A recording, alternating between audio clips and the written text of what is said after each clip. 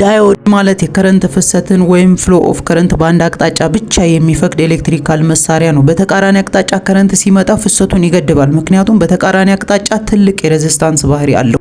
ዳዮድ ሁለት ተርሚናሎች አሉት። አንዱ አኖድ ሲባል አንዱ ደግሞ ካቶድ ይባላል። አኖድ ፖዚቲቭ ተርሚናል ነው፣ ካቶድ ደግሞ ኔጌቲቭ ተርሚናል ነው።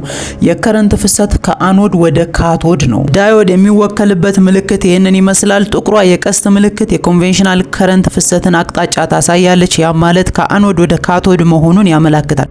ብዙ የዳዮድ አይነቶች አሉ። ለምሳሌ ዚነር ዳዮድ፣ ላይት ኢሚቲንግ ዳዮድ ወይም ኤልኢዲ፣ ፎቶ ዳዮድ፣ ክሪስታል ዳዮድ እና የመሳሰሉት ናቸው። በዚህ ቪዲዮ ያወራን ያለነው ስለ ፒኤን ጃንክሽን ዳዮድ ነው። ብዙ ጊዜ ኤሌክትሮኒክስ ላይ ጥቅም ላይ ይውላል። የዳዮድ አሰራር በፒ እና ኤን ጃንክሽን ኢንተራክሽን ወይም መስተጋብር ላይ ይመሰረታል። ፒ ጃንክሽን ማለት ከፍተኛ የሆል ኮንሰንትሬሽን ያለበት ክፍል ነው። ኤን ጃንክሽን ማለት ደግሞ ከፍተኛ የኤሌክትሮን ኮንሰንትሬሽን ያለበት ክፍል ነው። ፒ እና ኤን ጃንክሽን ሲገናኙ ኤሌክትሮኖች ከኤን ጃንክሽን ወደ ፒ ጃንክሽን ይፈሳሉ።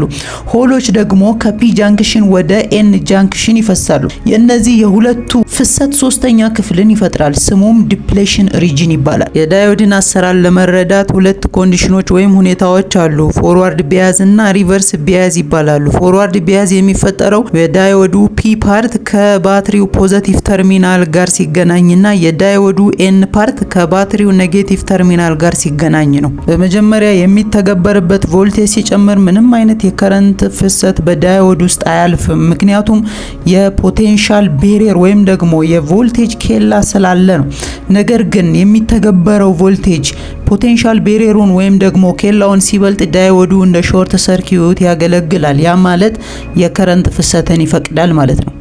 ሪቨርስ ቢያዝ ኮንዲሽን ወይም ሁኔታ የሚፈጠረው የዳዮዱ ፒ ታይፕ ፓርት ከባትሪው ወይም ከሶርሱ ኔጌቲቭ ተርሚናል ጋር ሲገናኝና የዳዮዱ ኤን ታይፕ ፓርት ከባትሪው ወይም ከሶርሱን ፖዚቲቭ ተርሚናል ጋር ሲገናኝ ነው። በዚህ ኮንዲሽን በኤሌክትሮስታቲክ ሕግ መሰረት ሆሎች ኔጌቲቭ ተርሚናሉ ጋር ስለተገናኙ ወደዛ ይሳባሉ፣ ኤሌክትሮኖች ደግሞ ፖዚቲቭ ይሳባሉ። ስለዚህ በመካከላቸው ዲፕሌሽን ሪጅን ይጨምራል። በዚህም የተነሳ የከረንት ፍሎ አይኖርም ማለት ነው። ዳዮዶች ይህንን ይመስላሉ። ቪዲዮ ከተመቻችሁ ላይክ፣ ኮሜንት፣ ሼር እና ሰብስክራይብ ማድረግ አትርሱ።